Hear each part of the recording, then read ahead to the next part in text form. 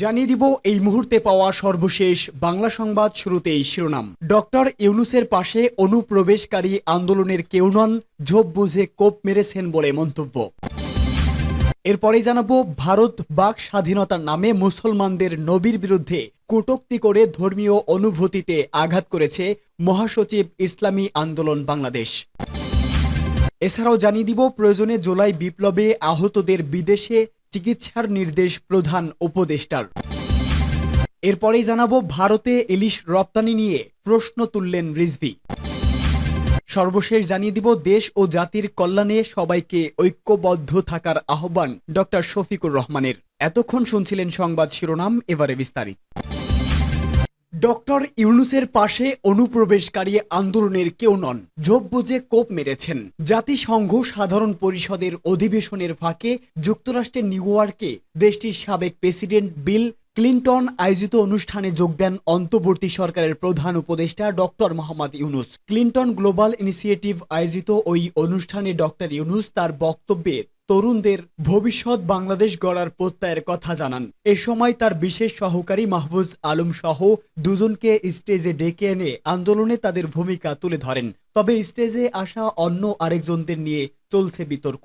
সামাজিক যোগাযোগ মাধ্যমে অনেকে ওই তরুণকে আওয়ামী লীগের সঙ্গে সংশ্লিষ্ট হিসেবে দাবি করেছেন। ফেসবুকে ছড়িয়ে পড়া একটি ছবিতে ওই তরুণকে দেখা গেছে বিগত আওয়ামী লীগ সরকারের স্থানীয় সরকার মন্ত্রী তাজুল ইসলামের সঙ্গে। প্রধান উপদেষ্টার প্রেস উইং থেকে জানানো হয়, তৃতীয় ওই তরুণ জাহিন রোহান রাজিন। হাইড্রোকো প্লাস এর প্রতিষ্ঠাতা। তিনি বৈষম্য বিরোধী ছাত্র আন্দোলনের সমন্বয়কদের কেউ নন বলেও নিশ্চিত হওয়া গেছে।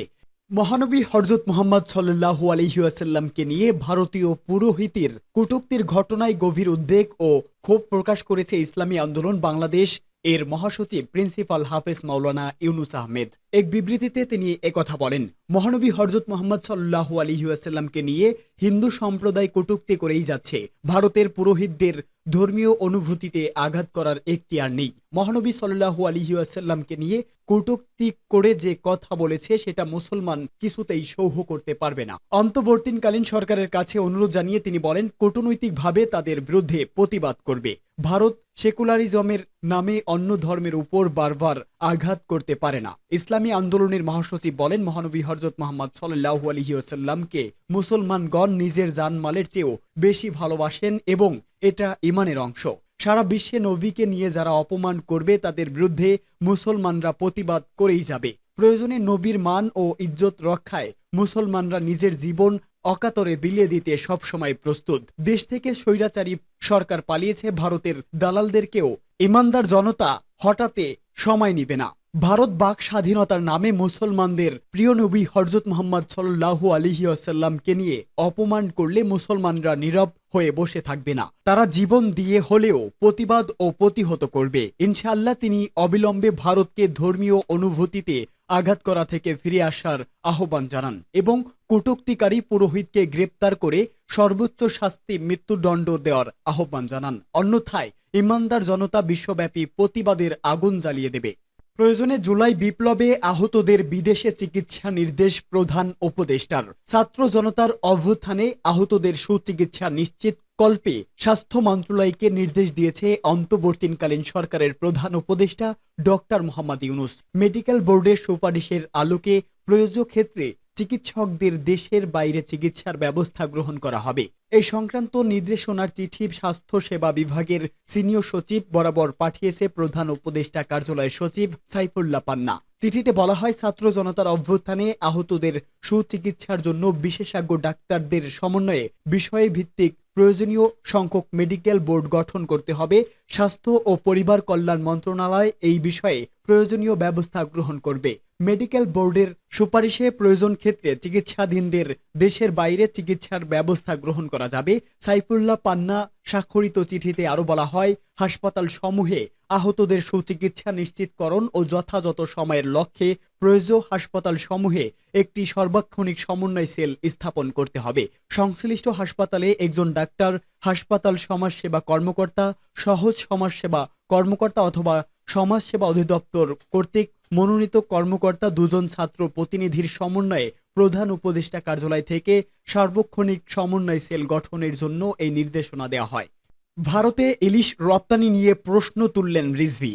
ভারতের স্বরাষ্ট্রমন্ত্রী অমিত শাহের বক্তব্যের প্রেক্ষিতে সে দেশে ইলিশ মাছ রপ্তানি কেন হবে তা নিয়ে প্রশ্ন তুলেছেন বিএনপির সিনিয়র যুগ্ম মহাসচিব অ্যাডভোকেট রুহুল কবির রিজভী। তিনি বলেন, ভারত তো আমাদের সঙ্গে বন্ধুত্ব চায় না। এক অনুষ্ঠানে প্রশ্ন তুলে তিনি বলেন, যে সময়ে আপনারা ইলিশ মাছ রপ্তানির কথা বলেছেন, রপ্তানি হতেই পারে, কিন্তু যখন ভারতের স্বরাষ্ট্রমন্ত্রী বলেন বাংলাদেশি কাউকে সীমান্তে পেলে তার পা ঝুলিয়ে রাখো, তখন আমি কেন বলবো না যে আমরা ইলিশ মাছ দিব না। যাদেরকে আমরা নানাভাবে শ্রদ্ধা করি, যাদের ধর্মীয় উৎসবের প্রতি শ্রদ্ধা রেখে ভারতে ইলিশ মাছ যায়, আমদানি রপ্তানি বাণিজ্য এটা তো সব সময় হয়ে এসেছে, সেটা যেতেই পারে, কিন্তু যখন আবেগ আসে তখন তো আমাকে বলতেই হবে। যারা আমাদের এমন হেয় করে, যারা আমাদের সাথে কৃতদাসের মতো আচরণ করে, পা বেঁধে উপরে ঝুলিয়ে রাখবে বলে মন্তব্য করে, তখন তো আমরা বলবোই, ভাই আমরা ইলিশ মাছ কেন দিব। রিজভী অভিযোগ করে বলেন, পেঁয়াজ আমরা ভারত থেকে আমদানি করি, ভারতে যখন সংকট হয় তখন তো তারা পেঁয়াজ রপ্তানি বন্ধ করে দেয়, রপ্তানির উপর শুল্ক বৃদ্ধি করে দেয়, তখন তো তারা ভাবে না যে একটি বন্ধু রাষ্ট্রের ক্ষতি হতে পারে। আচ্ছা, আমার দেশে দাম বেড়েছে, আমি যদি শুল্ক বৃদ্ধি করি তাহলে বন্ধ রাষ্ট্রের দাম বাড়বে, তারা তো এক ইঞ্চিও আমাদের ছাড় দেয় না। রিজভী বলেন, বাংলাদেশের মানুষের আবেগ থাকতেই পারে, কিন্তু আমাকে যখন হেয় করবে, আমাকে যখন অবহেলা করবে, আমাকে যখন ঘৃণা করবে, তখন বাংলাদেশের মানুষের প্রতি যখন ধৃষ্টতাপূর্ণ কথাবার্তা বলবে, তখন তাদের বিরুদ্ধে আমার আবেগ আসবেই আসবে। দেশ ও জাতির কল্যাণে সবাইকে ঐক্যবদ্ধ হতে হবে, ডক্টর শফিকুর রহমান। দেশ ও জাতির কল্যাণে সকলকে ঐক্যবদ্ধ হওয়ার আহ্বান জানিয়েছে বাংলাদেশ জামায়াতে ইসলামীর আমির ডক্টর শফিকুর রহমান। সকালে রাজধানীর কাফরুলের একটি মিলনায়তনে বাংলাদেশ জামায়াতে ইসলামীর ঢাকা মহানগরী উত্তর আয়োজিত বৃহত্তর কাফরুল অঞ্চলের বিশিষ্ট ব্যক্তিদের সঙ্গে মত বিনিময় সভায় প্রধান অতিথির বক্তব্যে তিনি এসব কথা বলেন। জামায়াতে ইসলামীর কেন্দ্রীয় নির্বাহী পরিষদ সদস্য ও ঢাকা মহানগরী উত্তরের আমির মোহাম্মদ সেলিম উদ্দিনের সভাপতিত্বে অনুষ্ঠিত মত বিনিময় সভায় বিশেষ অতিথি ছিলেন কেন্দ্রীয় কর্মপরিষদ সদস্য ও ঢাকা মহানগরী উত্তরের নায়েবে আমির আব্দুর রহমান মুসা, কেন্দ্রীয় মজলিস শুরা সদস্য মতিন আহমেদ প্রমুখ। ডক্টর শফিকুর রহমান বলেন, বাংলাদেশের মানুষকে আমরা মানুষের মর্যাদা দিতে চাই, দল ধর্মের ব্যবধান না করে মানুষকে দেশের স্বার্থ এবং জনগণের স্বার্থে ঐক্যবদ্ধ করতে আমরা দৃঢ় প্রতিজ্ঞ। দেশ ও জাতিকে সামনের দিকে এগিয়ে নিতে হলে দলমত নির্বিশেষে বৃহত্তর জাতীয় ঐক্যর দরকার। বিভক্ত জাতি কখনো উন্নতি করতে পারে না, মূলত বিভক্ত জাতি অপমান ও লাঞ্ছনা অনিবার্য। তাই আসুন আমরা সবাই ঐক্যবদ্ধ হয়ে দেশকে এগিয়ে নিয়ে যাই। জাতির কল্যাণে সবাইকে ঐক্যবদ্ধ হওয়ার আহ্বানে তিনি এসব কথা বলেন।